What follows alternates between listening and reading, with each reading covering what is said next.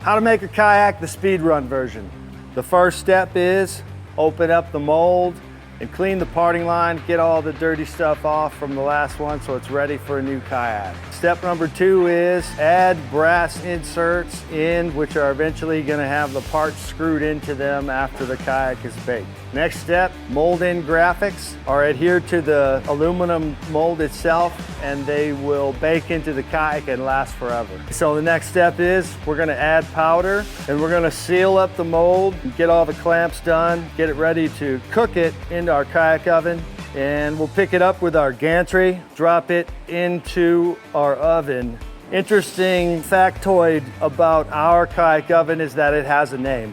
We're gonna run a cycle now specific to this actual kayak and mold. The next step is removing the mold from this oven. Should be about 420 degrees at this point. We'll take it out of the oven and put it in a cooling bay, blow some fans on it. It's still gonna be liquid hot, so we're gonna keep it spinning in a circle the whole time. When it finally gets down to about 260 degrees, it actually is solid for the first time. So we're gonna inject the kayak itself with some forced air through its breathing hole. Then we're gonna wait till about 215 degrees where we're gonna remove the outer insert screws because the plastic itself is gonna contract and it wants to shrink slightly, so we're gonna allow for that. The next step is at 185 degrees, remove it from the cooling bay. We're gonna extract the kayak around 170, so pick it up with a gantry, drop it, and once we get it out of the mold itself, we put it in a cooling tray and we'll keep it in there for about an hour. Okay, so it's cooled down, so we're gonna take it over to the assembly bay where the guys are going to start removing the hatch areas and start to attach parts. They're gonna clean up the kayak, vacuum it out, clean it up.